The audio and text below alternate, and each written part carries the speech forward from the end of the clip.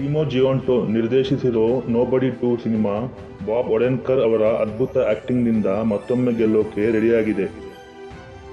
ಹಚ್ ಮ್ಯಾನ್ಸೆಲ್ ತನ್ನ ಹಳೆಯ ಹಂತಕನ ಲೈಫ್ನಿಂದ ಇನ್ನೂ ಹೊರಗೆ ಬಂದಿಲ್ಲ. ಅವನು ಫ್ಯಾಮಿಲಿ ಜೊತೆ ಸಣ್ಣ ಟೌನ್ ಥೀಮ್ ಪಾರ್ಕ್ಗೆ ವೆಕೇಷನ್ಗೆ ಹೋಗ್ತಾನೆ. ಆದರೆ ಅಲ್ಲಿ ಒಬ್ಬ ಭ್ರಷ್ಟ ಮ್ಯಾನೇಜರ್, ಕೆಟ್ಟ ಶರೀಫ್ ಮತ್ತು ಕ್ರೂರ ಕ್ರೈಮ್ ಬಾಸ್ನಿಂದ ತೊಂದರೆಗೆ ಸಿಕ್ಕಿ ಮತ್ತೆ ಹಿಂಸೆಗೆ ಇಳಿಯೋಕೆ ಶುರು ಮಾಡ್ತಾನೆ. ನಾನು ವಿಡಿಯೋ ಶುರು ಮಾಡುವಾಗಲೇ ಹೇಳಿದ ಹಾಗೆ ಮೊದಲ ಸಿನಿಮಾದಲ್ಲಿ ಬಾಬ್ ಒಡನ್ಕರ್ಕ್ ಒಬ್ಬ ಪವರ್ಫುಲ್ ಹಂತಕನಾಗಿ ಕಾಣಿಸಿದ್ದು ತುಂಬಾ ವಿಶೇಷವಾಗಿತ್ತು. ಸಿನಿಮಾ ಸೂಪರ್ ಆಗಿ ಡೈರೆಕ್ಟ್ ಆಗಿತ್ತು. ಆಕ್ಷನ್ ಸೀನ್ಗಳಂತೂ ಸಖತ್ ಆಗಿದ್ವು. ಆದರೆ ದ ಬೆನ್ ಸ್ಟಿಲ್ಲರ್ ಶೋ, ಬ್ರೇಕಿಂಗ್ ಬ್ಯಾಡ್ ಅಥವಾ ಬೆಟರ್ ಕಾಲ್ ಸಾಲ್ನಲ್ಲಿ ನೋಡಿದ ಬಾಬ್ ಒಡನ್ಕರ್ಕ್ ಇಷ್ಟು ಫೈಟ್ ಮಾಡೋದನ್ನ ನೋಡಿದಾಗ ಸ್ಟಂಟ್ ಕ್ಯಾಸ್ಟಿಂಗ್ ಅನ್ನೋ ಕಾನ್ಸೆಪ್ಟ್ ಒಂದು ಬೇರೆ ಲೆವೆಲ್ಗೆ ಹೋಗುತ್ತೆ. ಈ ಬಾರಿ ನನಗೆ ಇನ್ನಷ್ಟು ಖುಷಿ ಕೊಟ್ಟಿದ್ದು ಟಿಮೋ ಜಿಯೋಂಟೊ ಈ ಚಿತ್ರವನ್ನು ಡೈರೆಕ್ಟ್ ಮಾಡ್ತಿರೋದು. ಇವರು VHS ಸಿನಿಮಾಗಳಲ್ಲಿ ಹಾಗೆ the night comes for us ನಂತಹ ಬೇರೆ ಥ್ರಿಲ್ಲರ್ ಮತ್ತು ಆಕ್ಷನ್ ಸಿನಿಮಾಗಳನ್ನ ಡೈರೆಕ್ಟ್ ಮಾಡಿದ್ದಾರೆ. ಇಂತಹ ಡೈರೆಕ್ಟರ್ಗಳು ಈ ತರಹದ ಫ್ರಾಂಚೈಸಿಗೆ ಬರೋದು ನಿಜಕ್ಕೂ ಒಳ್ಳೆಯ ವಿಚಾರ. ಅವರಿಗೆ ಆಕ್ಷನ್ ಸೀನ್ಗಳನ್ನ ಹೇಗೆ ಹ್ಯಾಂಡಲ್ ಮಾಡಬೇಕು ಅಂತ ಚೆನ್ನಾಗಿ ಗೊತ್ತಿದೆ.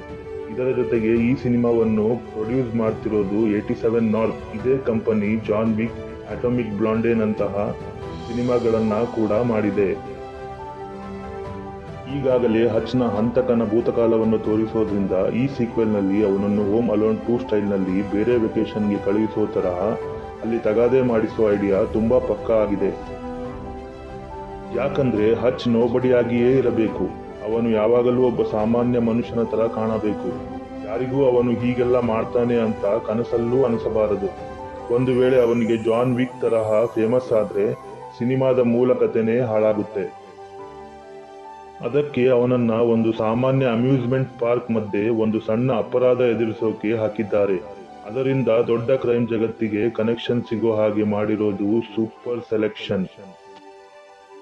87 ನಾರ್ತ್ ಏನ್ ಮಾಡ್ತಿದೆ ಅಂದ್ರೆ ಅವರು 80ರ ದಶಕದ ಕೋಬ್ರಾ, ಕಮಾಂಡೋ, ಫಸ್ಟ್ ಬ್ಲಡ್ ನಂತಹ ಹಳೆಯ ಕಥೆಗಳನ್ನ ತಗೊಂಡು ಅವುಗಳಿಗೆ ಇವತ್ತಿನ ಕಾಲಕ್ಕೆ ಬೇಕಾದ ತರಹ ಒಂದು ಸೀನ್ ಕೊಡ್ತಿದೆ.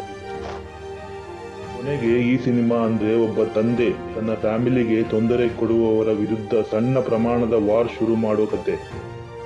ಇದನ್ನ ಹೆಚ್ಚು ಕಾಂಪ್ಲಿಕೇಟೆಡ್ ಮಾಡದೆ ಸಿಂಪಲ್ ಆಗಿ ಇಟ್ಟಿರೋದೇ ಇದರ ಸ್ಪೆಷಾಲಿಟಿ. ಇದಕ್ಕಿಂತಲೂ ಜಾಸ್ತಿ ಸರ್ಪ್ರೈಸ್ ಅಂದ್ರೆ ಕೆಲವೊಮ್ಮೆ ವಿಲನ್ ತೋರಿಸೋ ಪಾತ್ರಗಳನ್ನ ನಂತರ ಬೇರೆ ರೀತಿಯಲ್ಲಿ ಬಳಸೋದು.